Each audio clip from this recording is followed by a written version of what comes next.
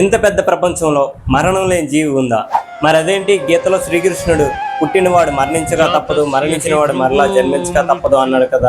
నిజమే, ఈ ప్రపంచంలో ప్రాణం ఉన్న ఏ జీవికైనా సరే మరణం అనేది తప్పకుండా ఉంటుంది, కానీ ఈ ఒక్క జీవికి తప్ప. వీడియోలోకి వెళ్లే ముందు వెల్కమ్ టు మై ఛానల్. మీకు తెలుసా, దిస్ ఈజ్ నాగ్ సతీష్.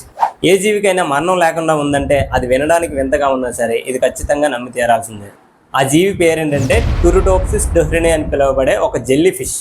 ఈ జీవికి అంతం అనేదే లేదని పరిశోధకులు చెప్తున్నారు. ఎందుకంటే ఈ జీవి వయసు ఇప్పటి వరకు కూడా పరిశోధకులు కనిపెట్టలేకపోయారంట. ఇంతకీ దీని ప్రత్యేకత ఏంటో మీకు తెలుసా? ఈ జీవి పరిపక్వం చెందగానే తిరిగి యవ్వనంలోకి కానీ బాల్యంలోకి కానీ దానంతటా అదే తిరిగి వచ్చేస్తుందంట. అందుకే పరిశోధకులు దీని వయసు కనిపెట్టలేకపోతున్నారు, అలాగే దీనికి మరణం అనేది ఎప్పుడు వస్తుంది అనేది కూడా కనిపెట్టలేకపోతున్నారు. ఇంకొక విచిత్రమైన విషయం ఏంటంటే ఈ జెల్లీ ఫిష్కి మెదడు, గుండె రెండూ ఉండవు. పరిశోధకులు చేసే పరిశోధన ప్రకారం ఈ జెల్లీ ఫిష్కి ప్రమాదం జరిగినట్టు గుర్తించినా లేదా దానికి అనారోగ్యంగా భావించినా వెంటనే అది తిరిగి పాలిప్ స్టేజ్కి వెళ్ళిపోతుందంట. అంటే పిండం అంటారు కదా, ఆ స్టేజ్కి మళ్ళీ తిరిగి వెళ్ళిపోతుందంట. అందుకే జీవశాస్త్ర పరంగా ఈ జీవికి మరణం అనేది లేదని పరిశోధకులు చెప్తున్నారు. అయితే నిజంగా దీనికి మరణం లేదా అని అంటే దీనిపై భిన్న అభిప్రాయాలు కూడా ఉన్నాయి.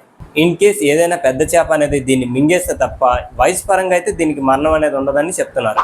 ఈ జెల్లీ ఫిష్ లాగే ఇంకొక సముద్రపు జీవి కూడా ఉందంట. దాని పేరు ఏంటంటే హైడ్రా. చూడడానికి దాదాపుగా ఇది కూడా జెల్లీ ఫిష్ లాగే ఉంటుంది, కానీ దీనికి కూడా మరణం అనేది ఉండదంట. దీనిలో ప్రత్యేకత ఏంటంటే దీని శరీరం అంతా కూడా చాలా వరకు మూలకణాలతో నిర్మితమై ఉంటుంది. ఈ మూలకణాలకి శరీరంలో ఏ అవయవంగానైనా లేదంటే ఏ కణజాలంగానైనా సరే మారిపోయే సామర్థ్యం అనేది ఉంటుంది.